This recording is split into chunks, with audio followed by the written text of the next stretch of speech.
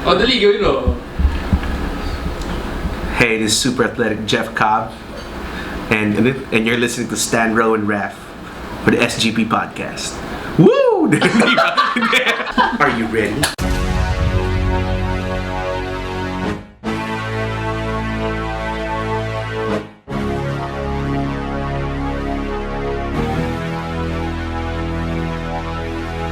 You're listening sa pinakawalang kwentang vlog sa YouTube ngayon, Quattro TV. So, papunta tayo ngayon kanila Camus. Kasi magsisit-in ako sa SGP Podcast this week. Bakit? Kasi pasimula-simula ako ng YouTube channel, wala naman akong content. Ngayon, pupunta ako doon para meron akong content. Biro lang. Hindi, masaya naman din talaga mag-sit-in doon. Nandun ang guest nila ngayon si Red. The rest of the hosts, Stan, Row, Camus, Chino Liao, masaya sila kasama. So, masaya sila isama sa vlog. So, yun lang. Sir, may bayad yung parking natin, sir. Ha? Okay lang, ayaw kong bayaran yun, hindi man ako dukuha eh. Nakinan yung bawal lala. 5,000 po per hour. Per hour? Gawin mo ng 10 pare. Tapos succeeding, 30,000. Huwag ta! Okay lang, sir. Malas yun, 30 gawin mo ng 40 pare. 40, sir. Dito tayo sa Bel Air pare. Alam mo naman sa Bel Air, ang parking dito. Ang parking dito exclusive. Teka, tama tayo sa puno. Tama ka sa puno. Ay, kotse mo to eh. Siyempre, hindi yata ko yung kotse mo, diba? Ayan. Oh, nakaharang ba ako?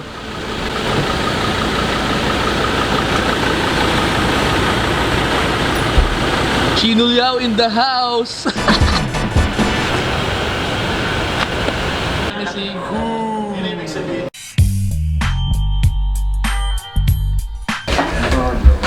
Bakit?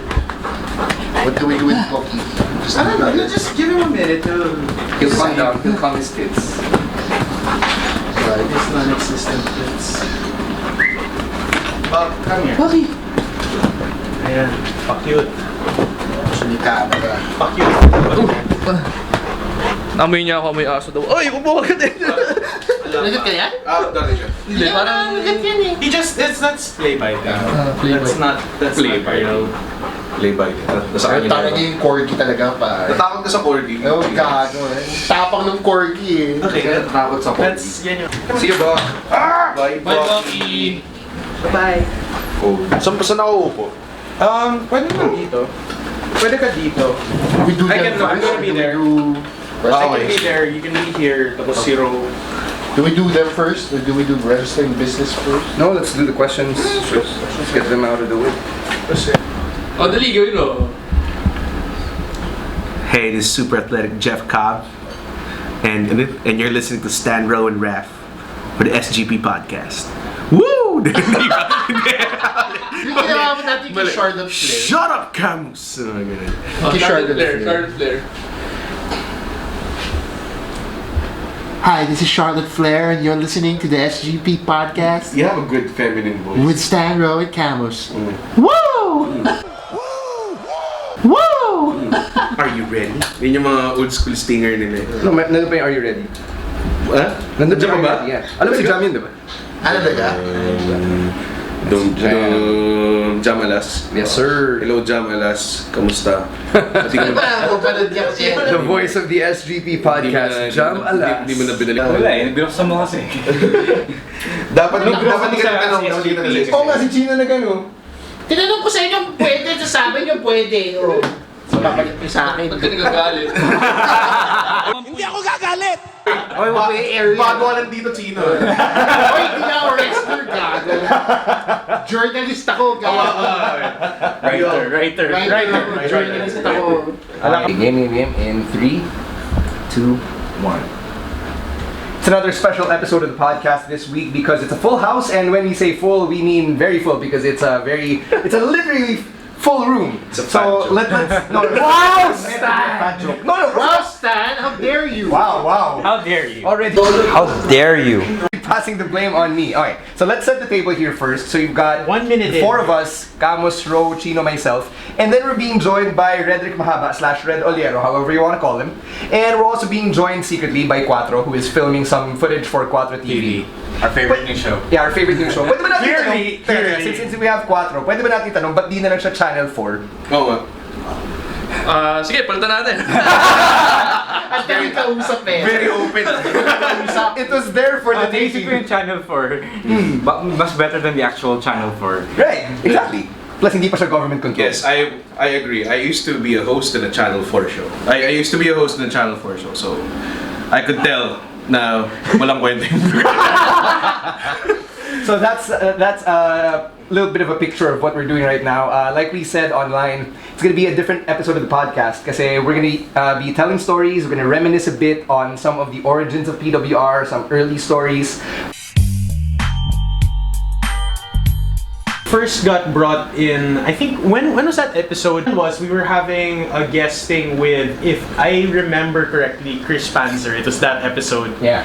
It was that episode, I think that's episode 34. Also, they 33. were already doing shows. Yeah, that was after the first show. After the first show. So the first show had First MCS show. MCS show had an announcer named Barry. Barry Navarro, yes. Yeah, Thank you. who basically wasn't replying not to them after the first show. And then nagkataon na, oh, Camus, you're here. Yeah. By the way, how do you feel about being ring announcer for us? Is that Yusuf? Yeah, that's terrible. That's bad. It's really Hello. bad. It didn't even piss me off. Yung kay Camus na inis, kay Stan na inis ako eh. Kala ko Conrad Thompson eh, anyway. So yeah, they I got the invite and I was like, oh, so I have a role? Yes, you have a role. Just come into the show early. Come in a suit. Yeah, okay, you go. We'll give you cards. Yung nangyari was, I just really wanted to be involved sa wrestling, matagal na. And so, there comes a time na minsan pag nanonood ako ng wrestling, I would just randomly Google Pro Wrestling Philippines or something like that. Tapos meron akong mga groups na nakikita na nagkakaroon daw ng sa Cebu daw, magkakaroon, mga ganong klaseng development. Eventually nangyari to. And this was like parang, the first wrestler I met was Ken Warren. He went to one of my shows sa Lasal. And then, Estudyante pa siya. Yeah. So, nakita ko siya, di ba Batchmate ko pa siya. ikaw yung sa PWR kasi nakita ko na sa internet. Hindi ko pa napapanood yung kahit anong Live show. Kahit anong Live show. Kahit anong Live show. Yeah. So sabi namin bootcamp ganyan. Sumali ako just because I wanted to be involved in some way. Hindi ko in-expect na I will have what it takes to graduate or whatever. I just wanted to immerse myself in the art or the craft. Para lang the ins and outs. Then kung andun ka na, nakita nilang that you wanted to contribute, and you can help out, di ba? How did that start? How did you come up with the Mr. C group? No, yung Mr. C gimmick itself is basically just me being lazy kasi I didn't want to come up with a different name. Okay. And at the time kasi nasa radyo na ako eh. So I was hosting events, doing radio. I was known as Stan C. So it would make little sense to like go out there and call myself like I don't know, Don Camus or some Air the time. Air the time. Eventually had to drop the Josh Strike. Yeah, still though. I was just being lazy and then sabi ko, oh, why not just be Mr. C?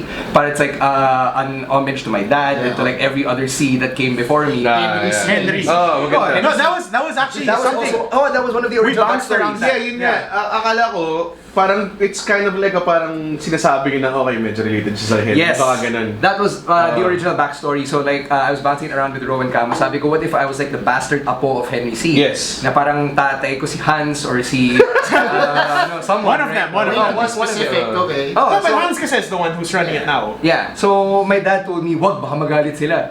Sabi ko, okay, baka may hypothetical mana na hindi ko makuha. So wag Yeah. So yun, yung MSG naman as a group, it was dapat si Max lang, di ba? Okay. And then when we added Sandata, I was like, okay, we have to come up with a name now. And si Ariane, my girlfriend, just suddenly had an idea for a name, and she was like, how about MSG, the Mr. C group? Kasi you can make fun of it, di ba? Yung monosodium glutamate. Yes. Yeah. And then Oh my God. Paano ba to? I really wanted to be a preacher. Tapos si Yusuf was like, oh, that we might get a lot of heat pa, mga ganun. Hindi ba yung point? Yeah, I don't know anong problema nila. But before I did the Rhetoric Mahaba shtick, it was already going over before I debuted. It was already going over sa bootcamp.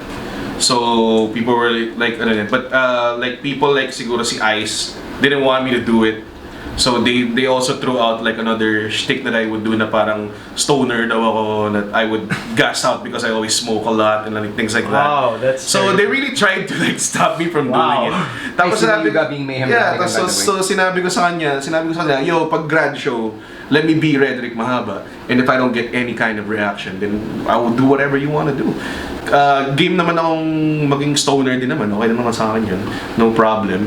Pero the Redrick Mahaba thing was more of like, it was because I saw Batch 2, which is sila Miguel Rosales, Joey Bax, Peter Versosa, Sandata, John Sebastian. Lahat sila sobrang angas. They're all like maangas people. From the get-go. Yeah, like parang ganun, like parang they're all very maangas kind of gimmicks. So parang I gotta stand out. I can't be maangas. And everybody was like, no, you have to be a monster because you're big. Like parang no, not really. I don't want to be a monster. So I just did Redrick Mahaba. He was supposed to be a novelist. I don't know if you remember. Romance novelist? Yeah, there was a time. I remember this. Yeah. He was supposed to be a romance novelist. Das meron, I bring out a book called mga tipong Mga precious hearts. mga ganun, mga ang amo kong alien. Grab Camus was sort of yung result of many failed gimmicks. Yes. Many attempts to be somebody I was not. And then it just so happened that Trian, who is Trian De La Torre. Oh, no shit. What? No, when during his debut, he told me, Camus, okay, I want parang after my match, I want to roll out of the ring To ride you. and ride you on the way back to the back. And that koron.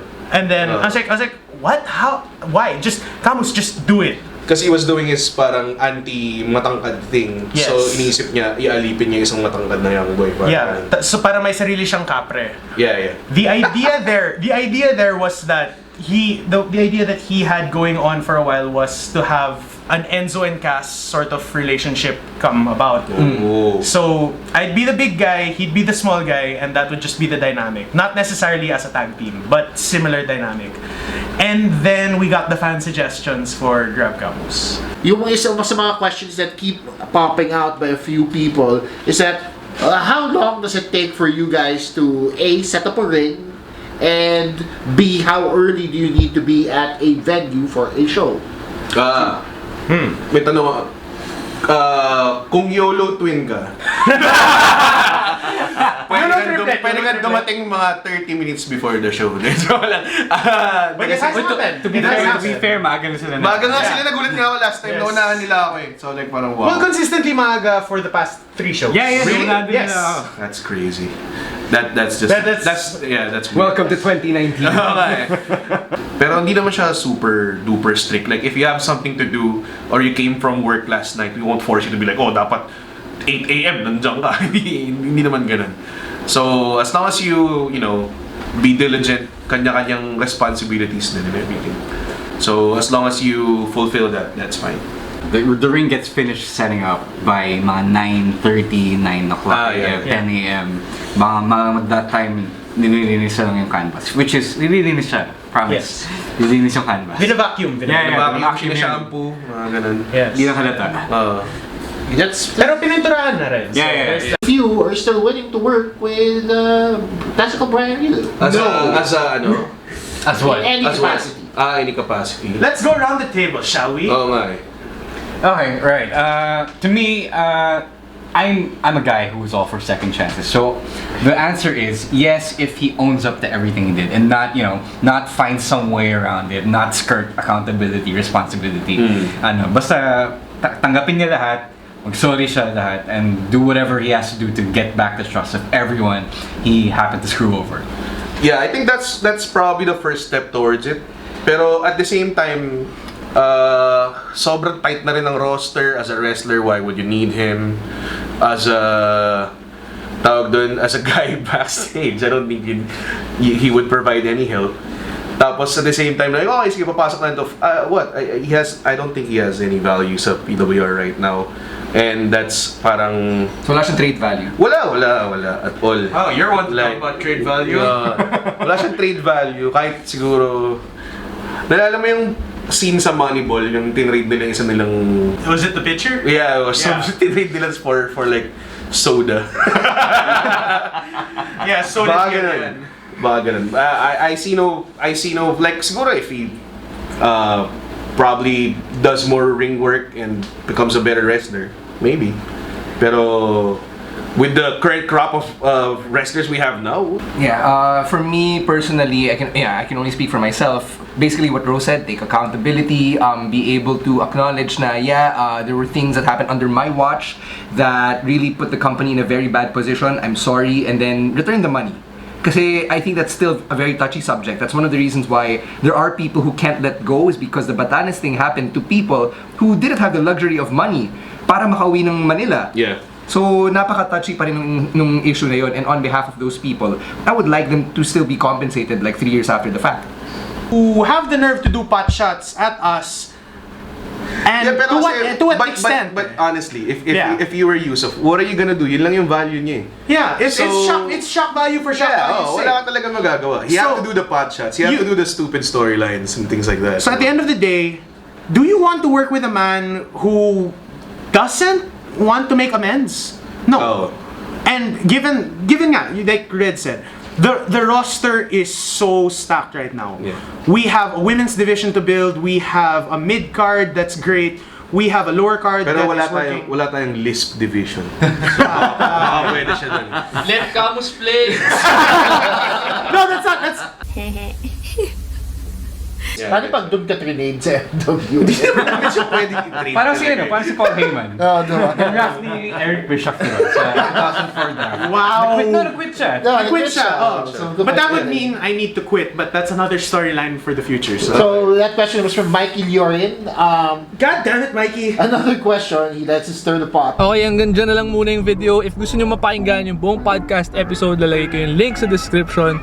And comment nyo pala kung ano yung mga gusto nyo makita sa mga susunod na videos. If gusto nyo ulit ng Tagalog words with Zayden, comment nyo dyan. And kung gusto nyo naman English words with Marky, sige, comment nyo dyan. And may bago rin palang YouTube channel, yung Naughty Boys. So search nyo sa YouTube na Naughty Boys.